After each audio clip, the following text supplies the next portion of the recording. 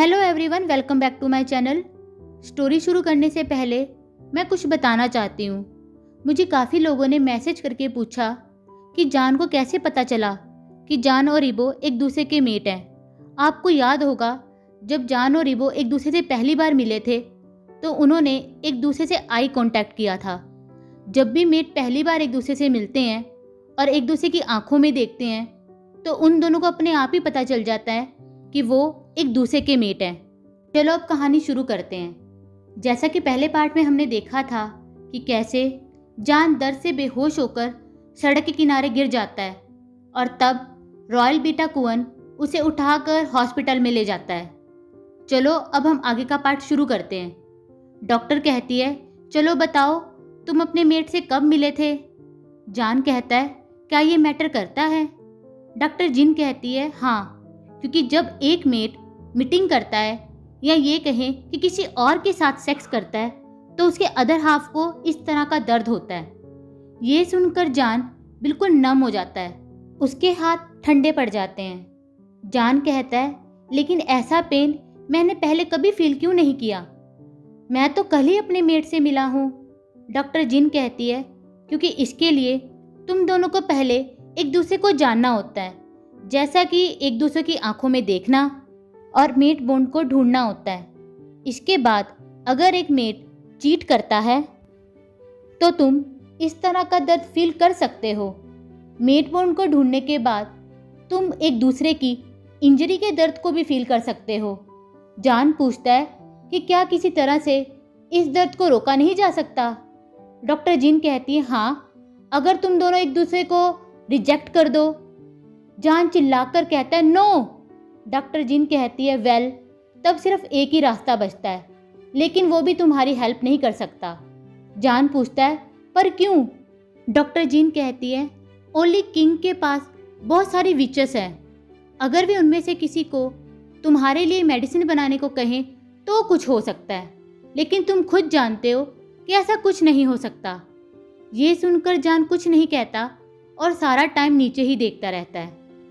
तब डॉक्टर कहती है, टेक केयर। जान तब कहता है, सॉरी, मैंने आपको अपना नाम नहीं बताया, मैं शाओ जान हूँ।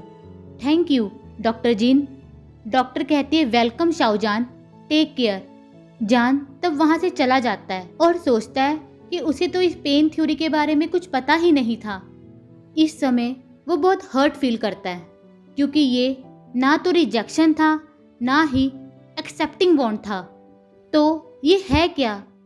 ये सब सोचकर वो बहुत अपसेट और हार्ट ब्रोकन फील करता है। जान कहता है, मैंने ऐसा क्या किया जो मुझे इस तरह का दर्द मिला। जान तब इसके बाद सीधा किचन में जाता है और नाश्ता बनाना शुरू कर देता है। 9 बजे रॉयल बीटा कुवन किंग का नाश्ता लेने आता है तो जान झुककर उसे बो करता है और कहता है, थैंक यू, आप मुझे कल रात हॉस्पिटल में ले गए, माफ़ कीजिए, मेरी वजह से आपको बहुत परेशानी हुई। रॉयल बीटा कुवन कहता है, इट्स ओके, अब से तुम अपना ध्यान रखना। फिर वो नाश्ता लेके वहाँ से चला जाता है। इसके बाद जान कुछ खाने के लिए अपने कॉटेज में चला जाता है और जल्दी से इंस्टेंट नूडल खाकर वापस किचन में चला जाता है। जब वो किचन में आता है तो वहाँ एक चॉकलेट बास्केट को देखता है। जान मंबल करते हुए कहता है, फिर से 3 महीने गुजर भी गए। जान सब पैक मेंबर्स के लिए खाना बनाता है और उसका खाना सबको डिलीशियस भी लगता है, इसलिए हर 3 महीने के बाद वे सब जान को चॉकलेट देते हैं, लेकिन वे चॉकलेट उसे डायरेक्टली नहीं देते। जान उन चॉकलेट को छूकर देखता है क्योंकि उसे बचपन से ही चॉकलेट बहुत पसंद है। तब हेड ओमेगा कहती है, इन्हें अपने साथ ले जाना। जान उस बास्केट को उठाता है और किंग के पैलेस की तरफ जाने लगता है। किंग के पैलेस के बाहर जान 15 मिनट तक खड़ा रहता है। वो अपॉर्चुनिटी ढूंढता है कि कैसे महल के अंदर वो जा सके, क्योंकि वो बिना परमिशन के यहाँ आया था। जान तब एक लंबी सांस लेता है और वहाँ से वापस जाने लगता है। तभी वो देखता है कि जो गार्ड्स बाहर खड़े थे वो वहाँ से कहीं चले जाते हैं। जान मंबल करते हुए कहता है, वाओ, ये गार्ड्स कितने लेजी हैं। इबो डाइनिंग टेबल के सामने बैठा है पर अभी उसने खाना शुरू नहीं किया। जब जान पैक हाउस से महल के लिए निकला था इबो ने तभी जान की स्मेल को 1 मील दूरी से ही महसूस कर लिया था। जान मेन गेट से अंदर झांक कर देखता है कि इबो कहाँ है। तभी उसकी नज़र इबो पर पड़ती है, जो ऑलरेडी डार्क वाइब के साथ उसी की तरफ देख रहा होता है।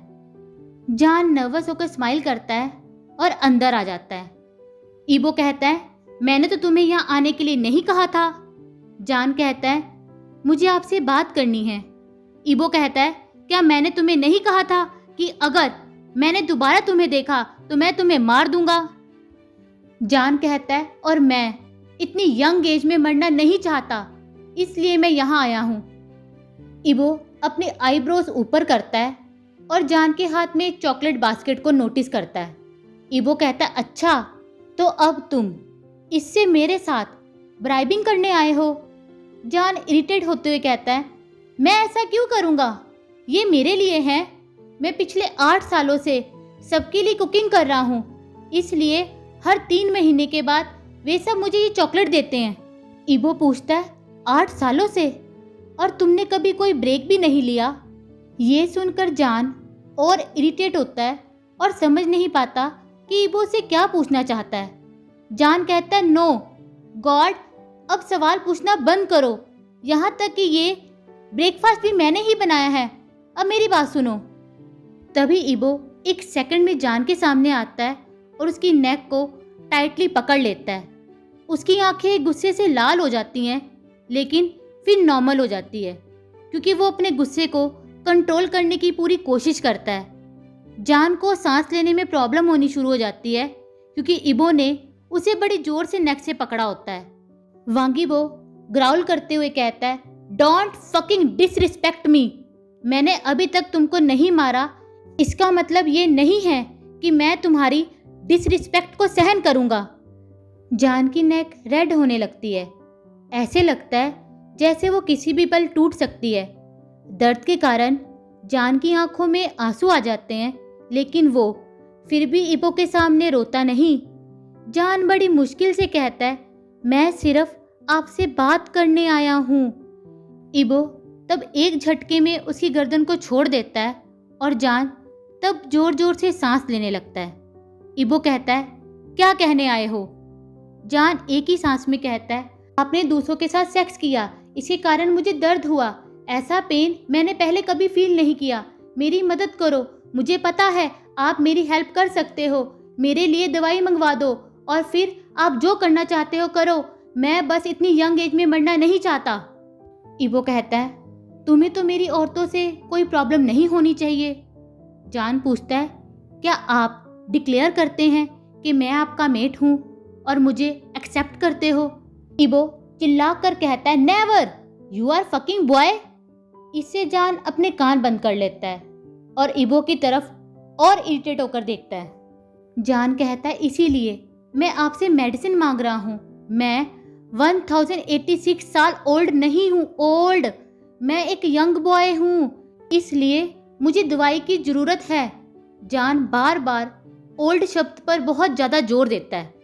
इबो जैसे ही कुछ बोलने लगता है तो इबो को एहसास होता है कि कोई महल के अंदर आ रहा है। वो जान को कहता है, छुप जाओ अभी के अभी, और ये परफ्यूम अपने साथ ले जाओ और 5 मिनट के बाद इसे स्प्रे कर देना। जान यहाँ बिना परमिशन के आया था। इबो अभी भी महल के अंदर ही है और जान एक ओमेगा है। अगर किसी ने उन्हें देख लिया तो वे डाउट करना शुरू कर देंगे। वैसे किंग से कोई सवाल नहीं पूछता, लेकिन फिर भी बहुत कुछ हो सकता है, इसलिए इबो ने जान को छुपने के लिए कहा। जान वहाँ तो स्प्रे कर देता है, पर अपने साथ स्प्रे रूम में ले जाना भूल जाता है। रॉयल बीटा कुअन महल के अंदर आता है और इबो को पेट्रोल के बारे में सब इन्फॉर्मेशन देता है। इबो जैसे ही मुड़ता है तो देखता है कि परफ्यूम टेबल पर ही रखा होता है, जिसे देखकर उसकी आंखें लाल हो जाती है। लेकिन 5 मिनट होने के बाद भी वहाँ कोई ओमेगा की स्मेल नहीं आती। इबो सोचता है कि क्या वो यहाँ से चला गया, लेकिन अगर वो चला भी गया हो तो उसकी स्मेल तो यहाँ होनी ही चाहिए, पर यहाँ कोई ओमेगा की स्मेल क्यों नहीं है? इबो कहता है, लीव। तभी रॉयल बेटा कुअन वहाँ से चला जाता है। इबो दरवाजे की तरफ देखता है तो फील करता है कि जान अभी भी अंदर ही है लेकिन फिर उसकी स्मेल क्यों नहीं आ रही? इबो ऑर्डर देता है, बाहर आओ। जान डोर खोलने में हेजिटेट करता है, पर कुछ सेकंड के बाद डोर खोलकर बाहर आ जाता है और इबो के सामने खड़ा हो जाता है। जान के चारों तरफ एक ब्लू अरोरा होती है। इबो कहता है, लुक एट मी। जान अभी तक नीचे ही देख रहा होता है, लेकिन इबो के कहने पर वो धीरे धीरे ऊपर देखना शुरू करता है तो उसकी आंखों का रंग बदला होता है। ये ऐसा कलर था जिसे बताया नहीं जा सकता। इबो मंबल करते हुए कहता है, शील्ड। 2 मिनट गुजर जाते हैं और दोनों ऐसे ही खड़े हुए एक दूसरे को देखते रहते हैं। धीरे धीरे जान की आंखें नॉर्मल हो जाती हैं और वो इबो की तरफ कंफ्यूज होकर देखता है।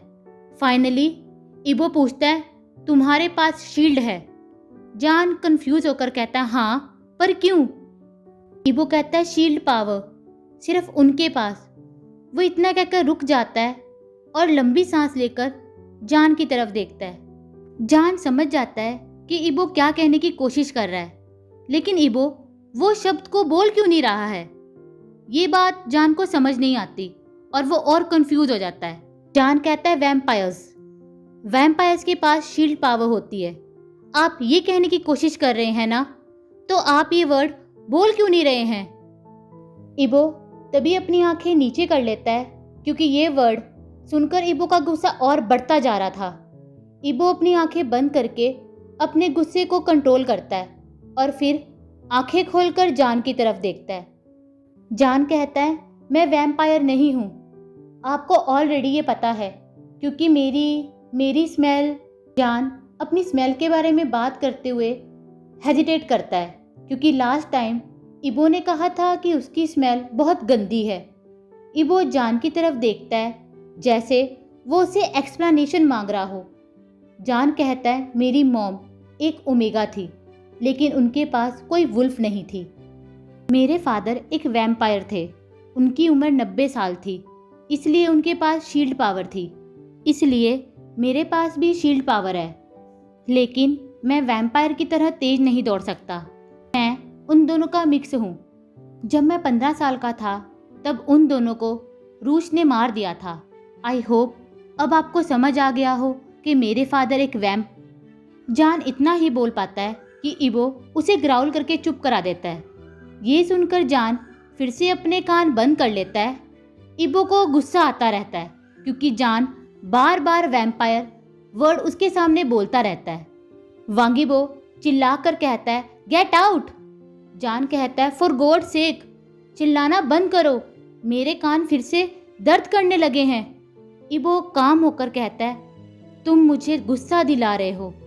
जान कहता है, ओके, तो मुझसे फाइट करो। इबो काम होते हुए फिर से कहता है, तुम्हें लगता है कि तुम जीत सकते हो अगर मैं तुमसे फाइट करूंगा? जान स्माइल करते हुए कहता है, ट्राई मी।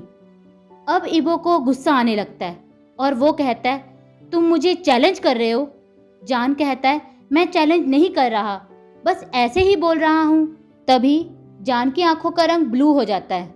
जान समझ जाता है कि इबो को अब गुस्सा आने लगा है, तो वो अपने आप को शील्ड पावर से कवर कर लेता है। इबो जान की तरफ बढ़ने लगता है और शील्ड के आगे आकर रुक जाता है। जान स्मग करते हुए सोचता है कि इबो इसे क्रॉस नहीं कर सकता, लेकिन इबो एक कदम आगे बढ़ाता है और शील्ड कवर के अंदर आ जाता है। जान समझने की कोशिश करता है कि ये हुआ कैसे। इबो बिना कुछ किए कवर के अंदर कैसे आ सकता है। जान याद करता है कि एक बार जब वो जंगल में घूम रहा था तो एक शेर ने उस पर अटैक कर दिया था। तभी उसने अपने आप को शील्ड से कवर कर लिया था और शेर उसे हर्ट नहीं कर पाया और जान सेफली अपने कॉटेज में चला गया था। इबो को अपने सामने देखकर जान अब डर जाता है, क्योंकि इबो कोई शेर नहीं था, वो तो शेर से भी खतरनाक है। इबो अब कवर के अंदर था। जान का डरा हुआ फेस देखकर अब इबो उसकी तरफ स्मग करता है। जान तभी अपनी आंखें नॉर्मल करता है और नर्वस होकर स्माइल करता है। जान हंसते हुए कहता है, यू आर रियली पावरफुल, हा हा हा, और उसी टाइम भागना शुरू कर देता है। आज के लिए बस इतना ही। तो अब आप लोग मुझे ये बताइए कि जान किस तरह से इबो से अब बचेगा। अगर आप लोगों को मेरी वीडियो अच्छी लगी हो तो प्लीज़ इसे लाइक करना, शेयर करना और मेरे चैनल को सब्सक्राइब कर देना। Bye, thank you.